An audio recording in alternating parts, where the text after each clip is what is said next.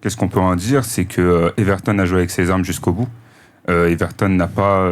bon, après, Everton, c'était quand même beaucoup plus compliqué en deuxième mi-temps. Mais première mi-temps, je trouve qu'Everton n'a pas non plus démérité, dans le sens où c'était quand même solide.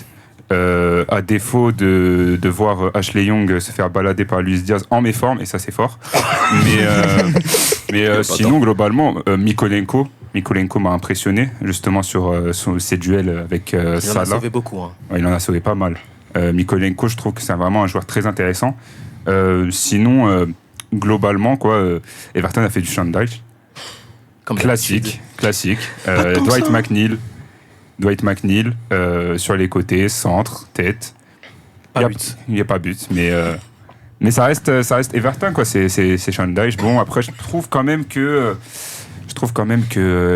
il y a quelques problèmes quand même côté Liverpool. Justement, je trouve que le côté gauche, Luis Diaz, quand même, faudra en parler. Depuis sa sortie contre Newcastle avec le rouge de Van Dijk, c'est quand même très compliqué, à part son match contre c'était qui en Europa League contre Lask. Ah, il a fait un gros match. Hein.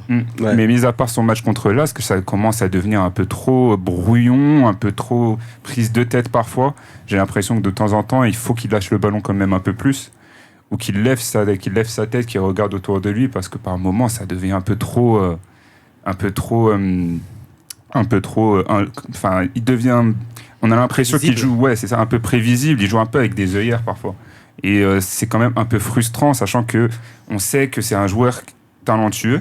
On sait que c'est un joueur qui est capable de faire des différences. Mais depuis quelques moments, c'est quand même un peu plus difficile. Ben, en vrai, pour rebondir sur ce que tu dis par rapport à Luis Diaz, je suis plutôt d'accord avec toi. Et en fait, tu sens que sa blessure de début de saison dernière le travaille énormément. Parce que même au niveau du coup de rein, de l'explosivité qu'il avait avant, c'est plus exactement le même. Alors, c'est encore du très très haut niveau dans ces deux aspects-là. Mais tu sens qu'il a plus le même grain de folie qu'avant. Il a plus cette spontanéité qu'on trouvait dans le jeu et qui avait fait que son impact a été immédiat quand il est arrivé en janvier 2022.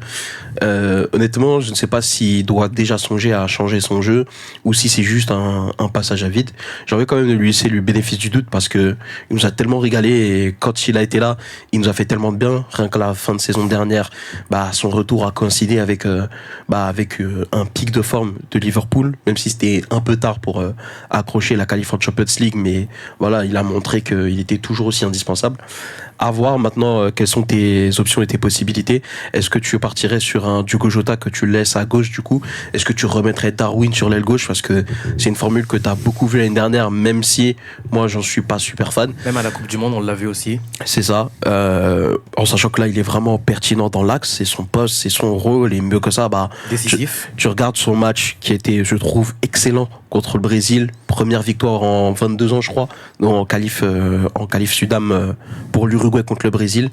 Un but, une passe D, 2 victoires de 0. Là, aujourd'hui encore, il rentre, il t'apporte une passe décisive. Chacune de ses entrées sont pertinentes. Il y a son doublé contre Newcastle. Enfin, tu regardes ce que propose Darwin Nunez. Aujourd'hui, c'est difficile déjà de le déloger dans l'axe, donc il te reste le côté gauche. Quid de Luis Diaz? Est-ce que tu remets Cody Gakpo à son poste naturel? Parce que c'est là où il a évolué, et moi j'aimerais le voir à ce poste-là, parce que certes dans l'axe il t'apporte une qualité technique phénoménale, mais je trouve qu'on manque de présence et on manque de densité aussi. Alors qu'à gauche, il peut faire, je pense, une différence. Est-ce que tu remets Jota côté gauche? Je sais pas, à voir. Dans tous les cas, je pense que la méforme de Luis Diaz, faudrait pas que ça traîne trop, parce que on a d'autres problèmes ailleurs. Pour continuer, tu voulais ajouter un truc, Milan? Oui, surtout qu'à l'époque où Luis Diaz marchait, c'est quand il y avait encore Mané. Ouais. D'accord. Il n'avait pas la pression, justement. Aujourd'hui, tu as une place à prendre. Le côté gauche, c'est le seul, on va dire, le poste à prendre côté Liverpool. Tu as quand même quelques joueurs qui se battent en duel, même si tu as Jota qui peut jouer dans l'axe, mais au vu de l'explosion cette saison, la confirmation de Darwin Nunez, je pense que tu as besoin d'un point d'appui dans cette attaque de Liverpool. Et Luis Diaz, je pense que cette pression, justement, de prendre cette place de titulaire, ça lui va pas. Je pense que, justement, le jouer sans se dire je suis titulaire, c'est moi qui dois jouer tous les matchs, c'est moi qui doit faire la différence, qui doit être le pendant de Mohamed Salah. Voilà, forcément ça lui met de la pression, et je pense que jouer avec la pression, ça tue le joueur. Ben, je suis pas 100% d'accord parce que finalement la pression elle est là depuis le début finalement, et en fait par rapport au profil d'attaquant qu'on a sur nos 5 offensifs, il est le parfait profil à gauche pour être le pendant de Mohamed Salah parce qu'il t'apporte des choses complètement différentes, et c'est pour ça que je parlais de son explosivité et de sa spontanéité dans le jeu. C'est parce que il t'a amené un dribble qui était brutal, qui était extrêmement vivace mais très efficace, tu vois, et il n'a plus forcément ça aujourd'hui. Il y a plusieurs approximations dans ses choix, que ce soit notamment dans le timing de ses passes, dans le choix même des passes ou de qui est-ce qui décale, etc. Donc pour moi, Luis Diaz, c'est juste une méforme. Je pense qu'il faudrait peut-être le laisser sur le banc 2-3 matchs, histoire qu'il se remette à l'endroit. Mais je pense pas que ce soit un grand problème, parce qu'en soi, en sélection colombienne, ça fonctionne plutôt bien de son côté, même si il y en a aussi qui commencent à contester un petit peu ces derniers matchs, mais dans l'ensemble, ça va quand même. Donc à voir, honnêtement, à voir. Pour revenir maintenant sur Everton, comme l'avait dit un petit peu Mocha, sur les qualités qu'ils ont montrées en cette première mi-temps, toi Timothée, qu'est-ce qu'on pourrait dire dans l'ensemble du match sur le milieu de terrain, notamment avec Onana et Doucouré, le traître? Au début du match, j'avais très peur quand j'ai vu la composition d'équipe, aussi bien dans le schéma tactique que par rapport aux joueurs qui étaient positionnés sur le terrain.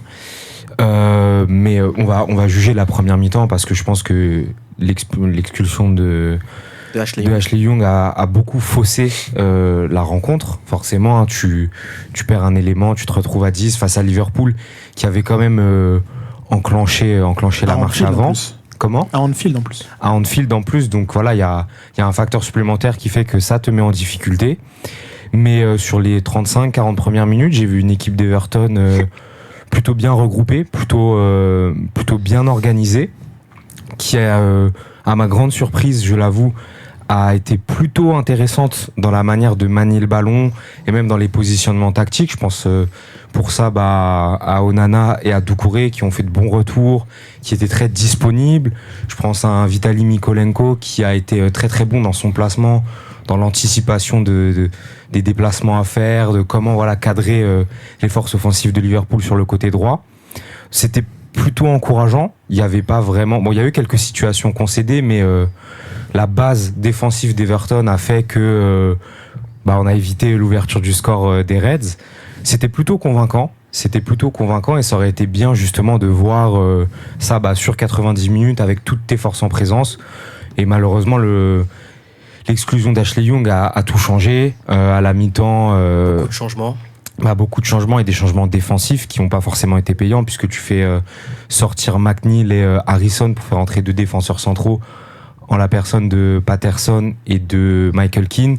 Michael Keane fautif sur c'est lui qui concède le penalty.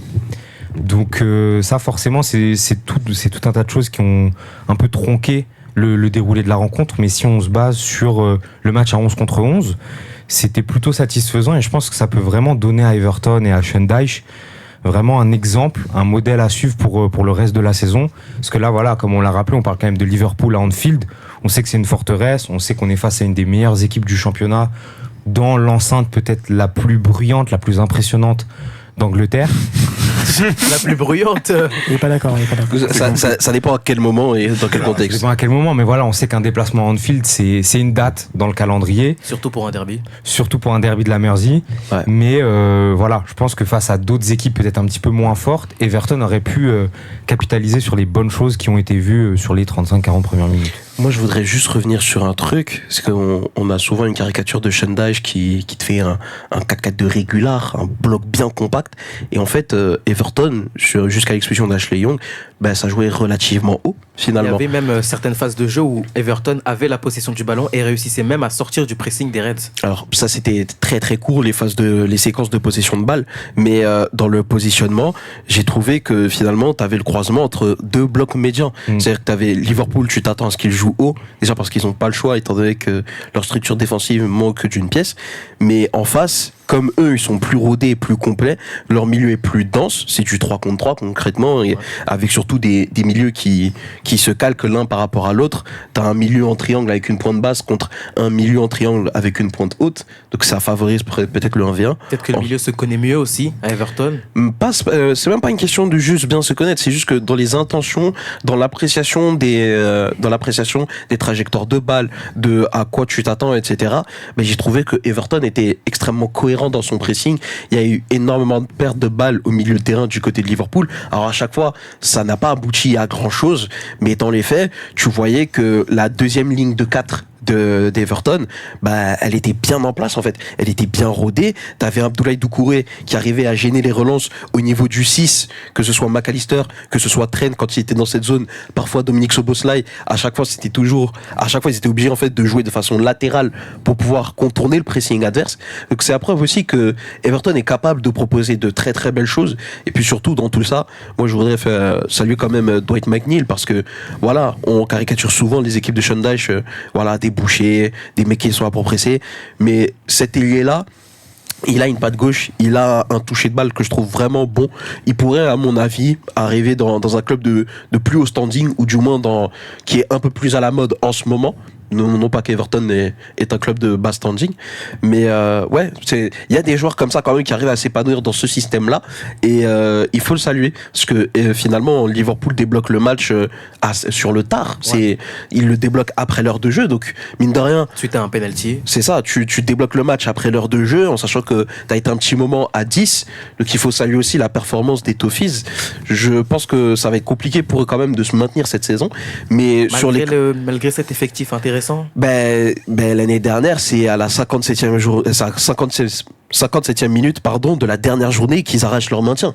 Donc c'est pas garanti cette année encore. Et pourtant, il y a un bon mercato du côté d'Everton cette saison. T'as quand même sur le banc. Aujourd'hui, j'ai vu des joueurs sur le banc. Ça me choque de les voir sur le banc. Des Danjuma, des Cherminti qui était très très bon du côté du Sporting, des Beto qui est rentré du côté du Udinese qui était quand même pas mal. Ils ont quand même offensivement quelque chose à jouer, et pourtant ils les font pas jouer non plus. C'est quand même un bon mercato.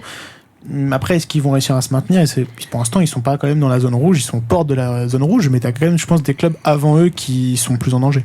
Je suis pas convaincu parce que Everton l'année dernière, jusqu'à un très très long moment, ils étaient relégués. Donc il faut aussi se rendre compte que ça va pas être simple pour eux. On peut pas, certes sur le papier, ils ont des bons joueurs, comme dans tous les clubs de PL, il y a des bons joueurs partout, mais c'est pas ça qui te garantit le fait que tu réussisses à te maintenir ou pas. Il faut du contenu, il faut du concret. Je pense qu'Everton a quand même une base pour lancer peut-être une petite dynamique. Je connais pas exactement, honnêtement, je connais pas exactement les prochains matchs qu'ils attendent, mais voilà, s'ils arrivent à choper des équipes type Brentford, pourquoi pas Brighton, etc. Des équipes qui sont censées être au milieu de tableau, ça peut être vraiment l'équipe piège. Les prochains matchs d'Everton vont être West Ham, Brighton, Crystal Palace, Manchester United et Nottingham Forest, qui seront les 5 prochains matchs. Ouais, 3 gros matchs et 2 matchs où tu peux chercher. Honnêtement, ils peuvent aller chercher 7 points sur ces 5 matchs. Ça reste assez jouable. Il y a United ou pas? Oui, il y a United. Alors, ils vont chercher un score. C'est à Manchester ou c'est à Everton?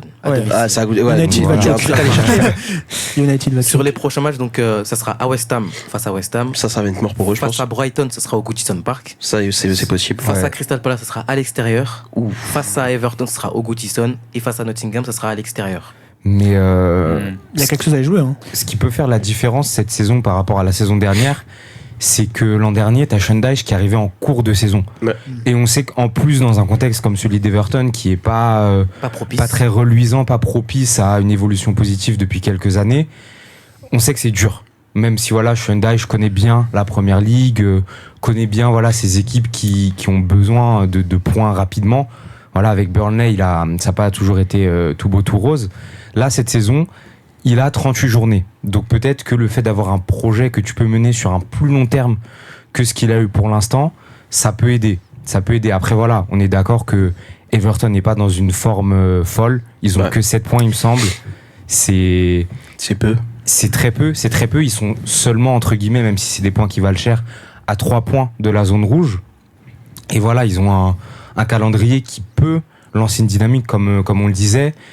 Mais attention, on sait que c'est des points qui valent cher, que quand t'arraches pas le match nul, c'est préjudiciable pour la suite, que quand tu gagnes pas, Un déplacement, c'est préjudiciable pour la suite. Voilà, ça peut aller très vite, une Ça peut mauvaise aller très dynamique. très vite. Ça peut aller très très vite. Mais voilà, avec Schendijk, moi je pense qu'il y a quand même un cadre qui est un petit peu plus rassurant que par le passé. Je dis pas qu'ils vont faire une remontée incroyable, qu'ils vont être top 10, loin de là, parce que il y a des choses qui font que ça sera pas possible. Ils vont se heurter à certaines limites dans le jeu, certaines limites tactiques. Ils vont perdre certains joueurs, notamment à la CAN. Abdoulaye Doucouré, c'est toi qui... Il sera pas à la CAN. Il sera pas à la CAN. Bon C'est dommage, hein. c'est dommage pour lui, Fallait pas mais être opportuniste. mais on sait qu'il y a des passages à vide au cours de la saison. Pour Everton, comme pour toutes les équipes, c'est des saisons de plus en plus chargées. Il y a des gros calendriers. Il y a quand même certains internationaux à Everton. Donc ça aussi, ça peut jouer. Mais le fait que Schendijk soit là pour toute la saison, moi, si j'étais un Tovis, ça me rassurerait un petit peu plus. Je me dirais, l'objectif du maintien est un peu moins illusoire avec cette garantie-là, on va dire. C'est toi qui connais bien la première ligue. Il connaît très bien la première ligue. Il est habitué justement à aller chercher le maintien, à aller chercher les points. C'est un petit peu ça, du coup, qui lui a valu, à tort, certaines fois, cette réputation de coach un petit peu brouillon, un peu bourrin. Mais on voit quand on regarde et même quand on l'entend s'exprimer que c'est un coach qui a des idées, qui sait ce qu'il veut pour ses équipes. Et à Everton, il y a quand même des moyens, il y a quand même des bons joueurs, on vient de les citer. Il y a une belle matière, ouais. Il y a de quoi travailler. Alors cette saison, à mon avis, ils seront pas au-delà de la 12e, 13e place. Et encore qu'ils atteignent ce stade-là, ce serait Déjà bien. presque miraculeux à l'heure actuelle. Mais dans les prochaines saisons, pourquoi pas envisager quelque chose d'un peu plus sympathique, d'un peu plus attractif que simplement se maintenir face à des Luton Town, des Bournemouth, des Sheffield, sans manquer de respect à ces clubs-là, bien évidemment. Qui sont moins ancrés dans la première ligue aussi. Qui font un peu plus l'ascenseur ces dernières saisons. Ils ont perdu face à Luton Town. Ils ont perdu face à Luton Town, donc comme quoi, il n'y a rien d'écrit en première ligue. Mais ils ont mis 3-0 face à Bournemouth, donc voilà, il y a certaines fois ça peut aller bien. C'est un petit peu ça la lutte pour le maintien en PL, de toute Exactement. Pour toi, Mocha, par rapport maintenant à Liverpool et notamment au milieu de terrain, où voilà, comme l'avait dit Abdou, il manque de ce numéro 6 et on l'a remarqué aujourd'hui. Est-ce que toi tu retiendrais un joueur? Gravenberch a été assez cité. Est-ce qu'il a gagné des points pour toi aujourd'hui? C'est dur de dire gagner des points face à une équipe qui n'a pas pu montrer grand-chose en seconde période. En première période, personnellement, je vois pas en quoi Gravenberch gagne des points. Dans l'absolu, vraiment, il manquera toujours ce numéro 6 à Liverpool. Petit instant, Ouais. buteur européen, 14e but pour Ciro Guirassy. Mais c'est Il est inarrêtable. mais c'est pas possible. Tout à l'heure, on en parlait. À Rennes, c'était pas fou. Non, mais L'année dernière, c'était pas dingue non plus. je vous jure, Ciro Guirassy, depuis la trêve de juin, c'est n'importe quoi. Je vous le dis, C'est le Real Madrid est dessus. c'est pas une vanne. Hein. Le Real Madrid, regarde les attaquants en Bundesliga, Guirassy, c'est pas une vanne. tweet que j'ai vu passer alors. C'est vraiment pas une vanne. Il y a vraiment une guerre entre Victor Boniface et Ciro Guirassy. Non, mais le Real Madrid regarde de plus en plus ce marché Bundesliga et il se renseigne pour Guirassy actuellement. Bon, on C'est- parlera c'est pas une dinguerie. de l'échec Jovic au Real Madrid. Non mais là on parle temps, là je te parle Qui a d'un fait attaquant qui est meilleur que Van Basten quand même. Qui a Tu fait vois, le c'est pas- Oh. Non mais oui quand même, non s'il vous plaît. Quand même, Après, faut t'as ci- respecter Ciro T'as Guirassy. cité Non, mais- Jovic, mais qui a fait le mercato? Tiens, oh bah ça alors. Attends, j'ai pas compris la question. Qui a fait le mercato pour Luka Jovic? L'entraîneur qui était en charge à ce Tiens, moment-là. C'est pas Lopetegui? Non, Ah non, c'était Zidane. c'était le général, double Z. le général Putain, commando. Ah ouais, si t'as. Tu te rappelles du mercato à plus de 200 millions? c'est Faire T'as vu avec- 220 Jovic. millions juste sur Hazard et Jovic. Ouais. C'était horrible. Et Faire voilà. Mendy Ah, je vais te faire un 45 Mendy millions, là-dessus. Ouais, de ouf. pour faire carré, on va Et pourtant, Jovic était grave hype. Ouais, ouais, Eh, j'étais là en mode, à eh, Francfort, ça Jovic. marchait très bien. Ça, Mais ouais, Jovic, ça marche très très bien. même pas le meilleur joueur de face à France. un Francfort, ça attaquant. marchait très bien. ça, mais le problème, c'est que vous êtes trop hype par les joueurs d'Allemagne. Ah non, moi, de je m'en- Bundes. le Faut transfert pas- de Faut pas Jovic, être c'est hype par les pas- joueurs de Francfort. Non mais c'est pas une Ah, question d'être Colomoni. hype ou pas. C'est juste On m'a en fait. marmouche. Attention. C'est juste du bon sens en fait. Quand tu cherches une doublure, un numéro 9, tu sais que tu joues avec une seule pointe, tu vas pas chercher un attaquant qui a une seule bonne saison, qui a brillé dans une attaque à 2. Avec Haller. je suis C'est d'accord avec juste toi. du bon sens. Je suis d'accord avec toi. Mais ce Ouais, bon bien sens, sûr. visiblement, un certain coach ne l'a pas eu. Va savoir pourquoi. Je ne dirai rien, je ne balancerai aucun nom, je ne dirai pas qui, parce qu'on ne pourra pas me taxer de quoi que ce soit. Mais il y a des gens qui sont bizarres. Abdou. Est-ce que c'est un rapport avec le crâne chevelu? Le cuir chevelu? La capillaire, est-ce qu'il y a un rapport avec la zone capillaire? C'est un rapport? Je répondrai qu'en présence de mon avocat. En Je tiens présence de juste à Marco. dire que les mercatos qui sont arrivés, je crois que c'était un certain responsable du recrutement. Bah, bizarrement, dans le même mercato, il y a eu un entraîneur incroyable qui a fait ce mercato-là. Et puis t'as un responsable qui a eu l'idée d'aller chercher un Rodrigo 45 millions, tu vois. C'est pas les mêmes mecs qui ont bossé sur le même mercato, tu vois. Mais on a vu un petit peu qui était où. On a vu la différence. Ouais, mais le même mec a été chercher Rodrigo et Militao. Et l'autre, il a été chercher Hazard, Jovic et Ferland Mendy. Par contre, c'est un vrai bon coup d'aller chercher Militao alors qu'il était à Porto. Mais le Il prix, avait fait un match il sur avait fait Salah. 45 millions, je crois, non? Ils l'ont recruté. Ouais. C'est quand même énorme pour un défenseur central qui a une saison dans les jambes. Non, il avait pas une Il saison les a parce que bon, rentabilisés de toute façon. Non, En centrale, de base, il jouait sur le côté. Oui, il jouait Ouais, latéral ouais. droit à la base. Mais Mm. après, le mercato, on sort du débat, mais le mercato du Real était quand même pas mal. Enfin, dans l'esprit, Sur le papier, Dans l'esprit, il y a tu vas pas- chercher à Hazard certains pour, motifs, À mais- l'instant T, peut-être. Mais à ce moment-là, je suis pas aujourd'hui, convaincu non Après, plus. oui, je pense qu'on s'est 3 tous rendu flops, compte que. on y va. après, c'était Ferland compliqué. Mendy, c'est un mystère. On y C'est un reviendra. demi-flop. On y reviendra un jour pour un autre instant débat. digression. Pour un autre instant digression, on y reviendra. Petit instant résultat. Bon, 1-0 pour Stuttgart. But de Sergio Guirassy. Stuttgart qui caracole en tête de Bundes, du coup. Ils sont quoi? Deuxième? Premier ils sont- peut-être ils sont là? premiers. Ouais, là, ils sont premiers. Premiers, C'est- ouais. Ils sont comment premiers, Francfort ils sont pas très loin de Leverkusen, du coup. Ils sont. Non, c'est Leverkusen est premier parce qu'ils mènent aussi. Ah. Ah ouais. Le grand Chabi. Victor Boniface, passeur Ouais, décisif. comme d'hab. Ah ouais, ils se répondent dans des matchs. Ils se répondent dans Il y a les un matchs. duel Il y a un match dans le à match. distance. Donc, Leverkusen à 22 points et Stuttgart à 21 points. C'est C'est fou. Bayern, ils sont c'est- combien? Sinon, Le sur la Bayern est Qatar. 4ème. Oh Parce là qu'il y a- là. il y a Dortmund devant Francfort, aussi. c'est comment Il y a 2-1 pour Francfort. Qui a marqué? J'espère pas Marmouche quand même. Pourquoi? Parce que c'est non. Je suis le seul Égyptien qui joue contre son camp. Alors, ouverture du score d'Offenheim, Ok. Maximilian Bayer, Why not? égalisation Omar Marmouche. Après, il faut mettre Il son casse face le à face face studio. à l'Algérie. Après, il faut mettre le 2-0 avant le but de Slimani. Ah, bizarre. Et le deuxième Et le deuxième, c'était un autre joueur, mais c'était pas lui. Mbimbe. Non, c'était pas lui. Oh, Oh, quand même, alors. Dina, le petit Dina Dina. Mbébé, J'aime bien Dina. Elle est pas mal, il a du- Dina. Il est vraiment bon. il a du temps surtout- de jeu. Par contre, le fait qu'il veut jouer au milieu de terrain alors qu'il est meilleur à droite, Ouais. bizarre. En tout cas, 2-0 pour Leipzig. But de Loïs Openda, première minute de jeu. Le petit Lançois. Et but ouais. de Emile Forsberg pour le deuxième. L'ancien, ouais, j'allais dire le même. Un vrai numéro 10 pur jus. Avec la chevelure et tout. Le là, petit Suédois, Le là. CRT Le dedans, Euro ça c'est une fond. vibe, ça. Des joueurs de chez Victoire. Ikea. de la Real Sociedad. Ah. 1-0 face à Mallorca. Voilà. But 1-0 ou 2-0 1-0. Kubo. But 2. But. Si c'est de Kubo, je pète un câble. Bryce Sur Mendes. l'Ors. Bryce Mendes. Oh. Je connais petit ce joueur. sport. Je connais ce très petit fort. gars. Bon joueur, Bryce Bryce Mendes. Mendes. Passeur décisif. Takefusa Kubo. Voilà. En fait, je connais cette équipe. C'est mes gars, ça. C'était OG. Ouais, non, mais ça, c'est mes petits protégés. En tout cas, on est sur un bon samedi. Ouais. PSG Strasbourg à 17h. Un Bon mauvais samedi, t'es sûr? Dis bon, ça fait des PSG Strasbourg. Un 0-0 on attend. Nice-Marseille à 21h. Très mauvais samedi. Retafe Real Betis. Ouais, Par contre, Séville Real. Ça, ça, Et ouais, 18h30 en même temps que 18h30. Chelsea Arsenal. Ramos qui retrouve le Real Madrid. Exactement. Bournemouth Wolverhampton à la poubelle. Brentford Burnley. Ça va? Brentford Burnley. Non. Compagnie, Ça, c'est un match pourquoi pour samedi pas. après-midi, tu vois. On s'en passe.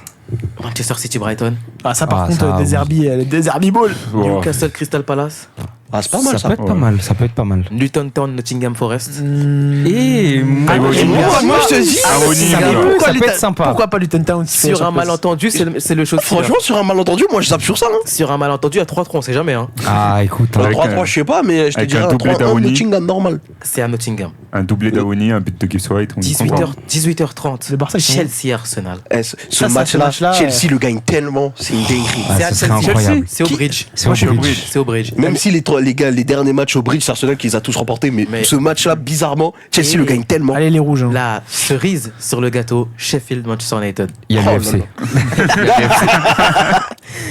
On continue Torino Inter. Voilà. Ok. Allez, De toute Marco. façon, l'Italie, c'est pas. Enfin, Et pour le plat de résistance, c'est Sassuolo Lazio Rome. pas mal ça solo cette saison quand même. De toute façon, comme d'habitude, c'est un petit club qui marche bien. J'aime bien les paris sportifs illégaux. On pourra en parler. Pour le plat de résistance en Allemagne, c'est Mainz Bayern Munich. Ok. Le racistico. J'avoue. Et voilà, pour l'instant, c'est ça qu'on a pour aujourd'hui. Et Barcelone, ils C'est sont où, déjà pas mal. Barcelone? Barcelone, c'est demain. Il joue contre l'Athletic Club à 21h. Ouh. Hmm. C'est au Camp Nou Non, ou bah à- non, c'est pas le Camp Nou, c'est leur autre Ah oui, stade. oui, mais c'est à Mais ça sera à Barcelone. domicile. Ouais, c'est pas à San Mamés. Ils seront à domicile, ils seront pas au San Mamés, non. Donc voilà. Dernière question par rapport au milieu de terrain. Ouais. Qu'est-ce qu'on peut en penser aujourd'hui? Est-ce que ce milieu de terrain t'a rassuré aujourd'hui? Oui et non. Alors, il y a des éléments oui et des éléments non. On va commencer par le positif. Oui, parce que Ryan Gravenberch, contrairement à ce que dit Moha, pour moi, il a gagné des points. En 8, bah, tu sens que c'est son rôle, concrètement. Il t'apporte énormément, que ce soit dans la conservation de balles, la manière de fluidifier son côté gauche. Et t'en avais besoin parce que Tsimikas, il était pas forcément bien dans son sujet, j'ai trouvé, dans un premier temps. Luis Diaz, c'est pareil aussi. Donc, avoir un Gravenberch côté gauche qui a réussi à t'animer un petit peu cette zone-là du terrain, c'est pas trop mal. Szoboszlai, toujours aussi consistant depuis le début de saison. Donc ça, il est en train d'être une valeur sûre de Liverpool et franchement, chapeau bas. Alexis McAllister, toujours aligné en numéro 6, c'est pas son poste, c'est un numéro 10 à la base. À cause de ça, on voit pas vraiment son potentiel à Et Liverpool. pourtant, il était bon. Hein, quand même. Ben oui, mais c'est ça le problème, c'est que finalement, en fait, parmi toutes tes options, le seul que tu peux aligner en numéro 6 avec un minimum de niveau, bah, c'est ton meilleur élément et c'est Alexis McAllister. C'est aussi pour ça que tu l'alignes aussi bas, parce que tu sais que de tous tes milieux, c'est celui qui est le plus susceptible de te faire des différences par la passe, peut-être en partant de plus bas. Donc tu pars sur un profil de relanceur. Alors, toute proportion gardée, c'est pas une comparaison, je précise, un peu un profil à la Pirlo, tu vois. C'est-à-dire que t'as un mec qui joue en passe, ouais, voilà, on rédige ça vraiment très très bas, tu vois, qui a une vision panoramique sur l'ensemble du jeu devant lui et qui est amené à faire le jeu, tout simplement. Pour McAllister, c'est ça. Après, il y a Trent aussi qui vient dans cette zone-là, ouais. ce qui lui permet lui, du coup, McAllister, d'être un cran plus haut. Et quand il est un cran plus haut, bah tu vois les différences qu'il fait quand même. Enfin, tu te rappelles de sa passe contre Chelsea, sa passe pour Darwin. Enfin, ça se voit quoi. Ça se voit que un cran plus haut, il nous ferait tellement de bien. Mais bon. Ça me fait penser un peu au PSG avec Hakimi. Mais après, le problème de Liverpool, c'est qu'ils n'ont pas justement ce défenseur gauche à la Hernandez qui repique dans l'axe pour pouvoir faire une défense à 3. T'as pas besoin de ça. Bah, parce que Trent le fait déjà à droite. Donc Robertson doit coulisser à gauche et ta défense à 3, tu es là. Mais quand t'as Tsimikas. Bah t'es obligé. t'as pas le choix. Hein, bah non, à ce moment-là, du coup, et c'est ce qu'on a vu, c'est qu'en fait, c'est Trent qui est resté un petit peu plus axial. T'avais Konaté qui s'est excentré beaucoup sur la droite. Et en fait, Trent était entre les deux centraux. Et t'avais Tsimikas qui prenait son côté gauche. Et en fait, t'as toujours un latéral qui monte et un autre qui vient coulisser. En temps normal, c'est Robertson. Et les rares fois où Robertson monte, bah Trent fait ce rôle-là. Tu disais que Trent fait ce rôle-là entre les deux défenseurs. Est-ce que ce serait pas aussi une phase où il est un petit peu libéraux pour pouvoir donner des bons ballons? Libéraux, non, parce que finalement, il est quand même très avancé. Il est plus dans un rôle de 6, de 6 qui fait le jeu, plutôt qu'un dernier défenseur ou quelqu'un qui se cacherait, entre guillemets, derrière les deux centraux ou qui serait protégé par. Non, lui, il est vraiment là. Quand il se réaxe, c'est vraiment pour envoyer des galettes. Ouais. C'est pour ça. Maintenant, pourquoi j'ai dit non? Parce que forcément, la question du 6, ça s'est ressenti et on l'a vu sur la première mi-temps. Onana nous a marché dessus. Mais tu sens la différence. Tu sens la différence entre un bloc. C'est vraiment un joueur spécial, lui. Hein. Tu sens en fait la différence entre un bloc qui est un numéro 6. En fait, les deux blocs ont réussi à être compacts l'essentiel du temps. Mais la différence entre quand t'as un 6 et quand t'as pas un 6, c'est que Everton, quand ils étaient compacts, ils étaient vraiment bien en place. C'est-à-dire que tu pouvais manœuvrer un long moment, t'as eu du mal. Une fois qu'ils ont été réduits à 10, c'était pas la même chanson. Mais Liverpool, quand eux, ils sont compacts, en fait, là où tu sens la différence, c'est sur les situations de contre. Parce que finalement, quand t'es compact et que tu pars en contre, derrière tu exploses, entre guillemets. Et c'est là où t'as tes mecs qui se déploient, t'as ton attaquant, tes ailiers, tes milieux qui se projettent comme des flèches. Mais à ce moment-là, tu vois... T'en as un qui reste. Non, c'est pas une question de t'en as un qui reste. C'est que si tu perds le ballon à ce moment-là ou que tu joues mal le contre, ça se ressent tout de suite parce que derrière dans le repli, si ça joue vite, là tu risques de te faire tu risques de te faire avoir, tu vois. Donc c'est pour ça que je te dis que le 6, il est fondamental et j'entends beaucoup de gens dire cette année le titre est pour Liverpool, cette année Liverpool joue le titre. Pour moi, je peux pas dire qu'on joue le titre tant qu'on n'a pas numéro 6 parce que aucune formation qui est compétitive joue sans numéro 6. Ça n'existe pas. Et même le savant fou qui a décidé de jouer une finale de LDC 109 et 106, il s'est rendu compte que son meilleur joueur c'était son 6. Il s'est rendu compte qu'il avait besoin. Mais Endo, il est où dans l'histoire? Endo, à mon avis, il est bon. Mais c'est pas suffisant à mon sens en termes de niveau. C'est pour un joueur de rotation, je pense que c'est idéal. Mais pour être titulaire à Liverpool, j'ai un doute honnêtement. Il aurait fallu un autre 6 titulaire. Il aurait fallu un 6 de gros calibre. Parce que finalement, tu regardes les plus grosses formations, ils ont tous un gros numéro 6. pour revenir sur McAllister, c'est quand même marrant qu'à Liverpool, on a demandé un joueur créatif au milieu de terrain et que le joueur le plus créatif soit placé en tant que numéro 6. Bah ouais. C'est vrai. Et ça, c'est vrai. Et pourtant, tu vois, quand tu compares par rapport à la saison dernière, mais en fait, les joueurs qui faisaient des efforts, qui étaient là dans le pressing et tout n'était pas acheté du côté de Liverpool. Et il y avait des choses qui étaient très bien faites. La preuve, tu regardes la fin de saison et tout. Ce qui nous manquait, c'était vraiment, et je le dis, je le répète, ce mec-là qui te fait des différences par la passe, la créativité. Pas la créativité par le mouvement, la créativité par la passe. Et ce mec-là, c'est Alexis McAllister. Le problème, c'est que il est censé faire ses différences beaucoup plus haut. Parce que tu le voyais à Brighton, tu l'as vu à Boca, tu l'as vu même en sélection. En sélection, bah, Enzo, il reste un cran derrière. Et quand Alexis McAllister monte un cran plus haut comme ça, tu vois, et qui vient presque parfois coller Messi, ou coller Alvarez, ou coller Di Maria, bah, c'est pas la même chanson. C'était violent. Bah, ça faisait mal. bah, il a fait un boulot à l'équipe de France en finale de Coupe du Monde. Il t'a fait une top Coupe du Monde. Et même là, ces derniers temps, ces derniers matchs, bah, ce qu'il te propose, c'est phénoménal. C'est pas la même chose. Et là, en fait, c'est pour ça que je dis que c'est la recrue la plus importante de ces 5 dernières années. C'est parce qu'en fait, ces différences par la passe, en fait, c'était Thiago qui était censé les faire. Mais comme il est toujours blessé et qu'on va bientôt ouvrir un débat sur lui, concrètement, il est le plus important parce que c'est le premier joueur qui est capable de faire des différences par la passe depuis Thiago. Et surtout, lui, jusque-là, il a l'air de tenir sur ses jambes. Et en fait, c'est tout ce qui nous manquait. Maintenant, encore une fois, je le dis et je le répète, pourquoi tu as besoin d'un numéro 6 pour stabiliser ton édifice défensif, pour libérer les autres et pour bénéficier et profiter pleinement aussi du talent de tes offensifs. Parce qu'on va pas se mentir, si tu as moins de boulot à faire défensivement, bah tes attaquants ils restent un cran plus haut et c'est pas la même chanson. Ils n'ont pas d'énergie à gaspiller. On dit souvent que un joueur est capable d'emmener avec lui et de faire progresser ses joueurs sur le terrain. But de la tête de Serhou Guirassy, servi par un magnifique caviar de son coéquipier. Donc voilà, il rend meilleur ses coéquipiers autour de lui. Oui. Et il est bâti différemment. Malheureusement, son coach en sélection est naze. Kaba Diawara. Kaba Diawara. Si je commence à parler de Kaba Diawara, je vais me faire des ennemis au pays, mais sachez que je ne le porte pas dans mon cœur. C'est mieux que Monsieur 6. J'ai des doutes, hein. Ah là, mon gars, là franchement, le débat mérite d'être ouvert. Franchement, vu le surnom qu'il a pour Kaba Diawara, qu'on ne dira pas en direct, mais Franchement, ramène-moi pas le but, hein, c'est mieux. Hein. D'ailleurs, en parlant de joueurs guinéens, moi je tiens juste à rappeler un truc. Je trouve que les supporters de Liverpool sont quand même beaucoup plus patients avec un certain Espagnol qu'un certain Guinéen. Bizarre. C'est pour ça que je vais ouvrir un débat sur Thiago. Mais bizarre quand même. Bizarre. On va rien dire, mais bizarre. C'est bizarre. très très étonnant. Quoi C'était pas la même énergie quand le milieu c'était un light skin anglais. Ouais, bizarre. Ah voilà. Quand Naby Keita était pas présent, oh mais c'est pas vrai. Ouais, ça. toujours blessé tout quand c'est Thiago. Oui, mais vous savez, il a une touche spéciale. Il t'apporte de la magie. Va te faire cuire un œuf, mais frère. vous savez, durant le Final 8, son long ballon, son jeu long Mais a c'était pas ébloui Liverpool. toute l'Europe entière. C'est joueur qui est passé par le Barça, par le Bayern, sous Oui, Guardiola. voilà, C'est la forcément, fameuse- il a une aura Voilà, spéciale. la fameuse branlette. Ouais, c'est un joueur qui formait la Masia, le Barça. Surtout qu'il y a des gens qui espèrent que Thiago soit remis sur pied pour l'aligner lui en numéro 6. Impossible. Non, Ah, c'est la non, pire non, erreur à faire pour Mais Liverpool. surtout que les gens n'ont visiblement pas regardé le Bayern sous Kovac parce que Thiago jouait 6 et c'était une catastrophe. C'était Ah, beaucoup dur. joué après.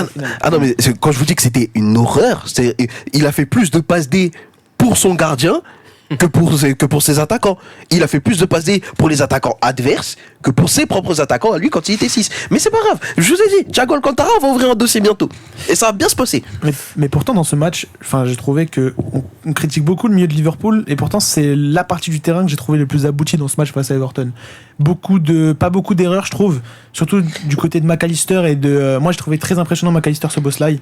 Même McAllister, 6, il arrive à faire des différences offensives. Il a fait une passe magnifique sur le côté droit au bout d'un moment. Je trouve très impressionnant justement dans ce rôle de numéro 6 qu'il arrive à faire les deux. En fait, à monter, à arriver à redescendre. Et après, t'as Szoboszlai. Alors moi, Gravenberch, je n'ai pas trouvé si étincelant que ça. J'ai trouvé Non, il a été bon. Il a mais été bon. pas le meilleur au milieu de terrain, tu vois.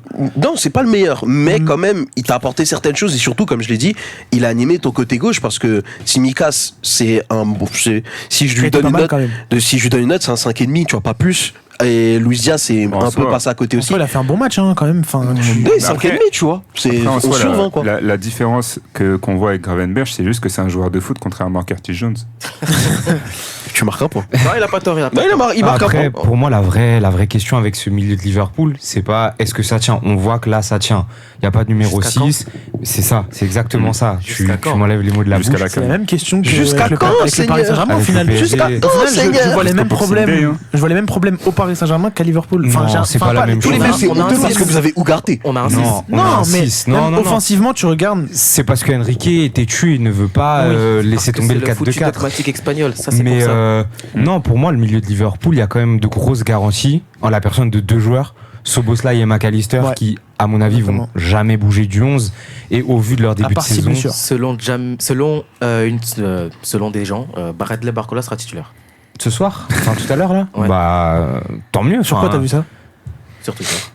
Bah, de toute façon, il faut Est-ce lui laisser que tout le temps. Colomboigny Bar- et Ramos Barcola, aussi Barcola, très très bon. Hein, Barcola, très percutant. très À percutant. voir en Son tant match que face à titulaire. Marseille, pour moi, offensivement, il a apporté des différences que d'autres, dont je ne citerai pas de nom, n'ont pas apporté. Après son adversaire de couloir, il était pas en forme ce match-là. Donc, Puis à voir aussi sur la durée ce que ça donne quand tu lui donnes vraiment des responsabilités sur 3, 4, 5 matchs. Mais pour revenir au milieu de Liverpool, non, c'est sûr que l'absence de numéro 6 va se faire ressentir. T'as Wataru Endo, on a vite compris que Klopp ne compte tablait pas sur pas lui. sur une grande forme de sa part. Mais pour l'instant, c'est pas problématique. Ça va forcément finir par le devenir parce qu'il y a plein d'échéances cette saison qui vont faire que, même numériquement, tu as peut-être besoin d'un milieu en plus. Sachant que voilà, Thiago est souvent blessé. Et comme au PSG, et là, sur ça, je te rejoins, c'est le même problème qu'au PSG pour Liverpool, c'est que s'il les S'il y en a remplace, un ils qui sont pas se à la blesse, hauteur. s'il y en a un, surtout s'il y en a un des trois qui se blesse, donc on va partir du postulat que c'est Gravenberch, McAllister et Szoboszlai les premiers dans la hiérarchie. Si McAllister se blesse, Si McAllister se blesse, comment est-ce que tu le remplaces? Si Szoboszlai se blesse, comment Non, tu mais fais? ouais, Comme mais Diabdou, en fait, tu pries. il y a beaucoup de. Non, en fait, c'est si McAllister se blesse, parce que c'est le seul que tu alignes en 6 finalement. Et en fait, il y avait une question qu'on se posait, c'est à l'arrivée de Gravenberch, est-ce que beaucoup disaient il peut jouer 6, peut-être que la C'est un greffe en huit, c'est un 6. huit. Parce que C'est- il a peut-être les que la qualités greffe en athlétiques, 6. entre guillemets. Non, mais c'est ça, c'est qu'en fait, il y en à a qui l'Ajax, disaient. il était pas mal, hein. Il a joué quand même quelques matchs 6. Oui, mais pour moi, les gens confondent souvent profil complet, profil athlétique et numéro 6. C'est deux choses distinctes. Non, mais Oh, en mais fait, sur les trois, c'est le joueur qui a qui a un Ah, mais il y a un profil. truc que là tu es en train de faire comme un petit peu les gens sur les réseaux, c'est il peut. Mais en fait, Il peut, c'est sauf pas parce que que le problème, c'est pas parce c'est que qu'il c'est- peut qu'il sera bon. Liverpool, c'est oui, là n'a où oui, pas mais besoin on d'un l'a- joueur qui peut. Est-ce qu'on l'a déjà vu au numéro 6 à Liverpool? Fabinho, Non, mais je parle de Gravenberch. Gravenberch, non. Est-ce qu'on l'a non, vu évidemment après, que non. il vient à peine d'arriver. Non, vient après, je suis d'arriver. d'accord que McAllister, pour l'instant. Bah, on l'a vu en double pivot. Si McAllister reste, il n'y a pas de souci sur ça. Voilà. Oui, mais Et peut-être- moi, j'ai une autre question. Est-ce que si Alexander Arnold se blesse, comment vous faites? Bah, tu l'as vu sur les dernières semaines, Joe Gomez à droite. Joe Gomez. Joe Gomez à droite, c'est d'autres gars. C'est exactement ce qui s'est passé là, compliqué. depuis la dernière trêve jusqu'à là. C'est autre Concrètement. chose. c'est vrai. C'est autre chose. Mais c'est un après- autre problème, ça. C'est pas le même Mais Liverpool. C'est vraiment, encore autre le chose. 6, c'est le cœur du problème parce que c'est ce que je t'ai dit. C'est qu'aujourd'hui, on fait jouer McAllister en 6 et beaucoup disaient, je vous demanderai de ne pas m'interrompre, beaucoup disaient Gravenberch peut jouer 6, etc. La greffe peut peut-être prendre, mais en fin de compte, ce match-là, il a apporté la réponse que j'attendais, c'est si t'alignes et Gravenberch et Szoboszlai et McAllister, qui reste en 6, et c'est McAllister qui reste en 6. Ouais. Donc, tu es maintenant dépendant de la santé d'Alexis McAllister.